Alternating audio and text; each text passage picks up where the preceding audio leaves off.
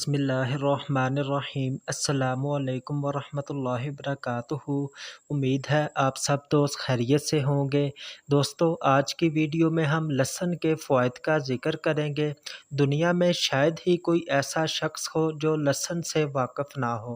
دوستو، کہا جاتا ہے کہ بقرات، جسے طب کا بانی بھی شمار کیا جاتا ہے، اپنی ادویات میں لہسن کا کثرت کے ساتھ استعمال کیا کرتا تھا۔ دوستو، آج ہم بات کریں گے کہ لہسن کس طرح استعمال کرنا چاہیے اور اس کے کیا مضر اثرات ہو سکتے ہیں، اور کن بیماریوں میں لہسن کا استعمال نہیں کرنا چاہیے۔ دوستو، لہسن کے کیمیائی تجزیے سے پتہ چلتا ہے کہ اس میں بہت سے مفید سلفر کمپاؤنڈز پائے جاتے ہیں۔ اس میں ایک کمپاؤنڈ ایلیسین بھی پایا جاتا ہے۔ ایلیسین کی افادیت لہسن کاٹنے کے تقریباً 10 منٹ بعد ختم ہو جاتی ہے، اس لیے اگر ایلیسین کے فوائد حاصل کرنے ہوں تو لہسن کو تازہ اور فوراً استعمال کرنا چاہیے۔ دوستو، لہسن کو کولیسٹرول کو کم کرنے کے حوالے سے بھی کافی اہمیت کا حامل ہے۔ لہسن جراثیم کش، اینٹی سوزش اور اینٹی فنگل خصوصیات بھی رکھتا ہے۔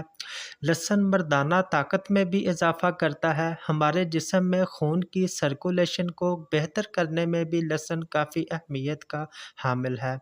ہمارے معدے اور آنتوں میں موجود غیر مفید بیکٹیریا کو ختم کر دیتا ہے۔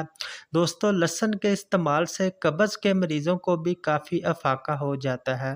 جسم میں گیس اور بادی کے مریضوں پر بھی لہسن کا استعمال کافی اچھا رزلٹ دیتا ہے۔ اسی طرح جن مریضوں کو جسم میں اکثر دردیں رہتی ہوں، ان کے لیے بھی لہسن کا استعمال بہت مفید ثابت ہوتا ہے۔ دوستو، لہسن کو احتیاط کے ساتھ استعمال کرنا چاہیے۔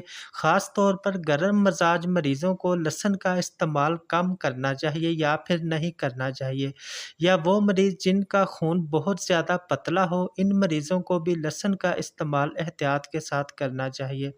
دوستو، امید ہے ہماری ویڈیوز آپ کے لیے فائدہ مند ثابت ہوں گی۔